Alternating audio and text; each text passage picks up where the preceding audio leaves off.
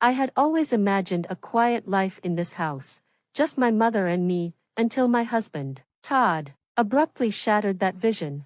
His words stunned me. "I'll cover all the monthly expenses, so I need you to leave," he declared, his voice sharp and unwavering. I stood there, bewildered, struggling to comprehend the sudden shift. The truth only became clear when my mother-in-law finalized the name change on the condominium contract.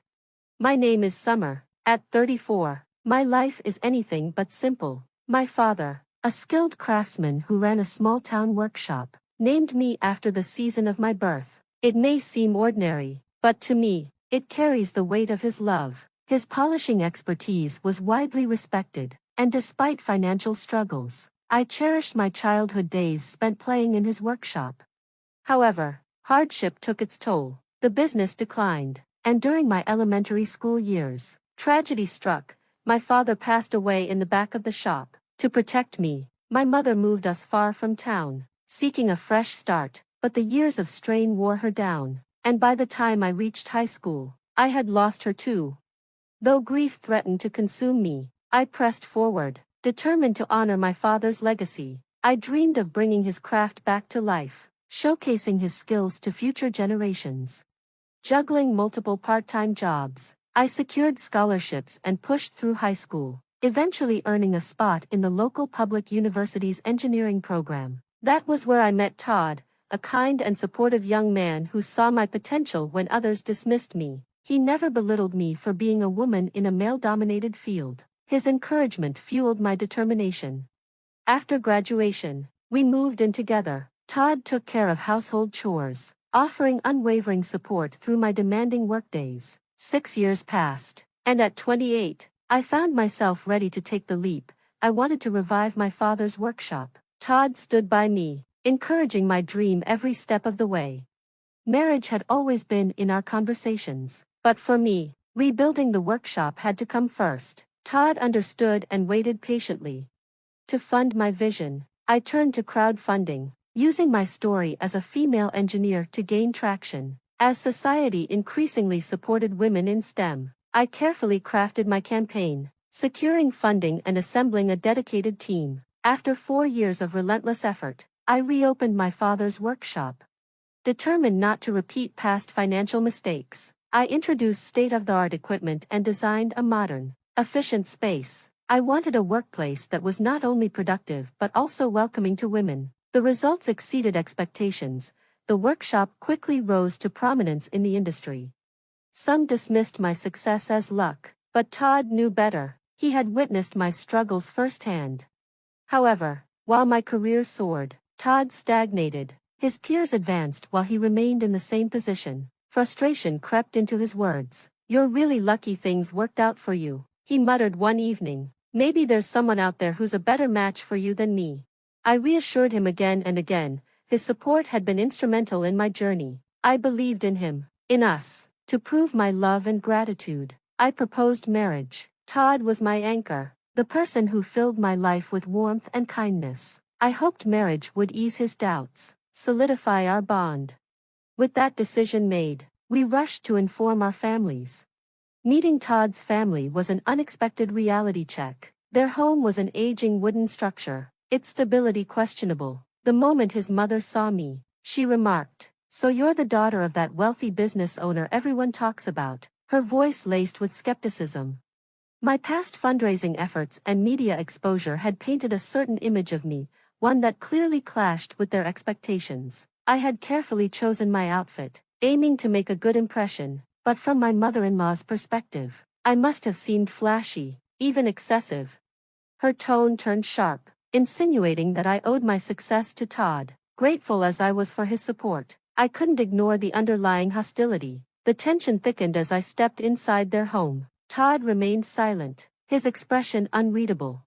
His father, dressed in worn-out clothes, shifted uncomfortably. "I'm sorry about the house," he mumbled, acknowledging its poor condition. "I know it's not what you're used to." Taking a deep breath, I braced myself. I had overcome so much to stand where I was today, but in that moment, I realized I was stepping into an entirely different kind of battle. One casual remark was all it took.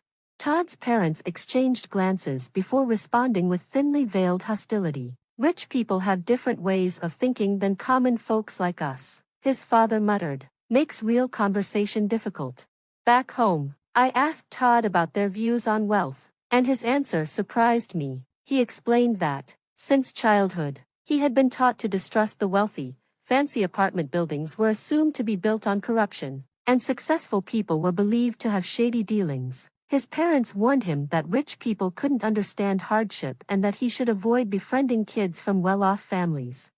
Although I hadn't grown up wealthy myself, it was fascinating to see where their deep-seated resentment stemmed from. Even after all these years, Todd's parents remained against our relationship. His mother often accused me of making him do too much, while his father warned him not to let his wife run the household. These constant remarks chipped away at Todd's confidence. I had never pursued success to look down on others. I only wanted to fulfill my late father's dream. But despite Todd explaining this to them, my career became the defining factor in their perception of me. I made genuine efforts to communicate with them, to bridge the gap in our understanding. But no matter how much kindness I showed, Todd's father always dismissed me with, "That's just how rich people think." Over time, their words hardened my heart. Meanwhile, Todd spent more time at his family's home, especially as his father's health declined. The distance between us grew, though we still lived under the same roof. Our marriage had become little more than a formality. 2 years later, Todd suddenly announced that he was quitting his job. "I'm too busy with things at home," he said flatly. Fury bubbled inside me. A decision this big, made without a single discussion. By then, we had already lost any real sense of partnership. He claimed he was preoccupied with housework, but in reality, he was frequenting casinos and racetracks. When I confronted him, he scoffed, "If you're so bothered, just hire a housekeeper. We have the money for it. I'm not your servant." His words struck me like a slap. I was speechless. Not long after, Todd's father's condition worsened, and 2 months later, he passed away.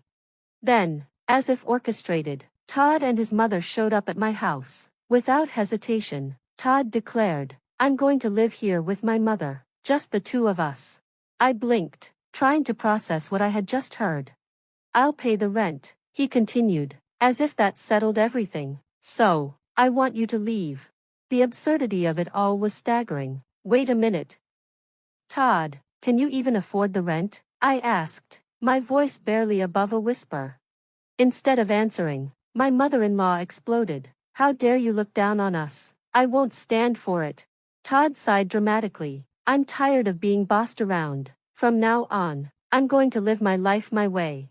I stared at them, two people who seemed utterly convinced that they were in the right. Slowly, reality sank in. Dealing with them any further was futile. "Fine," I said, my voice steady. "I'll leave next month." My mother-in-law wasn't satisfied. "Next month? Can't you just get the hell out of here next week? My new life is waiting, and I've already arranged for my things to be delivered." I hesitated. The rush seemed unnecessary. I had just agreed to leave. But before I could say anything, she raised her voice again. "Someone as rich as you should just hire movers and be done with it, right?" She repeated her sarcastic remarks, reinforcing her belief that I saw myself as superior. At first, I had assumed that since I was the one who contracted this house, they would be the ones moving out. But my mother-in-law was adamant. "This house belongs to Todd. No matter how much you earn, that doesn't change." Her words carried an unmistakable message. My success meant nothing. I glanced at Todd, who stood beside her, smug and self-satisfied, and in that moment, I questioned everything. Why had I given so much of my time, my energy, my love to this man? Living under the same roof with them was out of the question. I wouldn't waste another second breathing the same air. "Understood," I said quietly. "This weekend, I'll arrange for the move and take care of all the necessary paperwork." Todd and his mother exchanged triumphant looks, as if they had won some long-fought battle. Without wasting time, I searched for a new apartment and hired a moving company. Between work and business trips, my days were filled with planning my departure. Meanwhile, Todd barely acknowledged me, spending his time sleeping or pretending I didn't exist. When the weekend arrived, He signed the divorce papers without hesitation, without emotion. His mother, meanwhile, finalized the rental contract, securing the house she had fought so hard to claim. And just like that, it was over. I couldn't help but wonder, did she truly understand the reality of a $66,000 monthly rent? With all the necessary paperwork completed, I walked away from the towering high-rise condo, stepping toward my new home, alone. My new apartment, a modest yet secure one-bedroom, was perfect for living independently. During the move, I discarded unnecessary belongings, clearing not just my space but also my mind. Decorating my new home to my own taste felt liberating. Slowly but surely, I adjusted to this new life, and thoughts of Todd and his family began to fade. Though I couldn't erase the past entirely, I reflected on everything we had been through, our struggles as students, when we supported each other through tough times. I had never imagined our relationship would end like this. But then, I learned something shocking.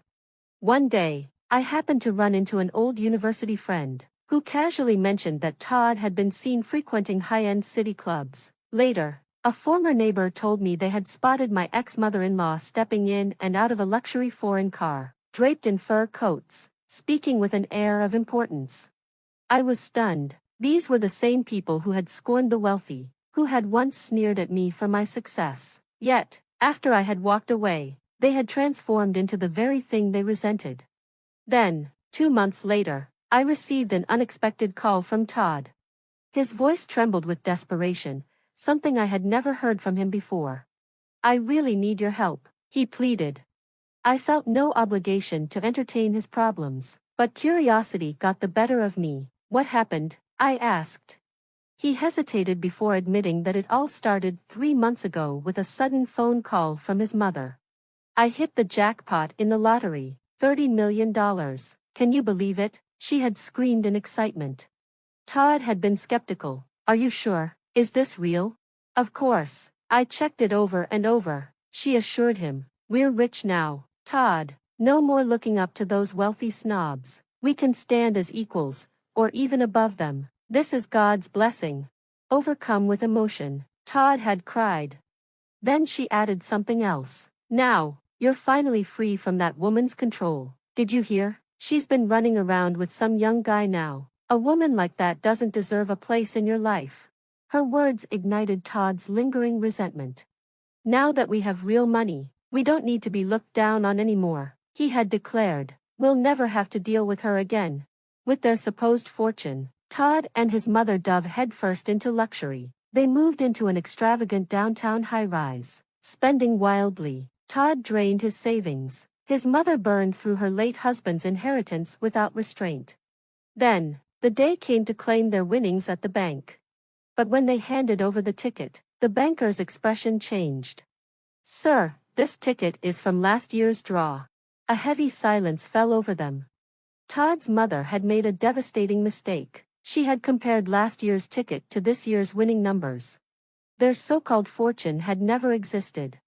Even in the midst of their financial disaster, they still harbored the absurd fear that I would somehow take their non-existent wealth. Hearing all of this, I was speechless. "That's unfortunate," I said simply. Sensing I was about to hang up, Todd's voice suddenly sharpened. "But, we should be entitled to alimony, right?" I froze. "Excuse me? You were cheating, weren't you?" he continued, his tone grasping for justification. "That alone should mean we can demand alimony." I nearly laughed in disbelief. "Todd, you quit your job. You made that decision yourself," I said, my voice tight with anger. He ignored me. "But we have no place to live now. That condo. We can't afford the rent. You should take some responsibility." Something in me snapped. "You sleazy, pathetic excuse of a man, are you serious?" My voice rose. I had spent so much time holding back, swallowing my frustration, trying to be the bigger person, but now, I was done. Todd fell silent, stunned. "You never cared about anything but yourself. You pushed me out of my own home. You and your mother ranted about rich people, while scheming to live off money you didn't even have. And now, after all that, you have the audacity to ask me for help." Another silence. A deep clarity settled over me. Without another word, I ended the call. Their foolishness with the lottery ticket was astonishing. But it was no longer my concern.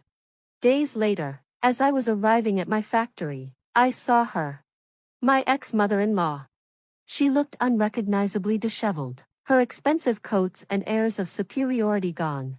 Then, to my shock, she prostrated herself before me. "Please, help us," she begged. "We can't afford to return the $66,000 rent debt. Please come back, be a part of our family again." I stared at her, unmoved. "You knew what was in those contracts. You signed them. Did you really not understand how serious this was?" My voice was calm, measured. She trembled. "Please. I know we were wrong, but will you truly abandon a mother and child struck by misfortune?" I took a slow breath. "I believe that luck isn't something you wait for, it's something you build for yourself," I said. "Despite hardships, I worked to carve out my own future. Did you ever try to do the same?" She stared at me, stunned. I turned away, walking toward my factory. After a few steps, I glanced back. She was still there, frozen in place. But I never looked back again. I kept walking, focused on the path ahead. As expected, Todd and his mother were eventually evicted from their luxury condo. They ended up in a rundown wooden shack, their money gone. They spent their days working odd jobs, barely scraping by. Meanwhile, I poured myself into my work. My factory grew beyond its small beginnings. With steady funding, I acquired a larger plot of land and built a state-of-the-art facility. This new factory wasn't just about business, it was designed with families in mind, offering maternity leave and childcare support for employees. Though my parents weren't alive to see it, every time I saw a worker visit the factory with their children, I thought of my own childhood. And in those moments, I felt an overwhelming sense of relief and happiness. Because I had built something real. Because I had walked away. And I had never looked back.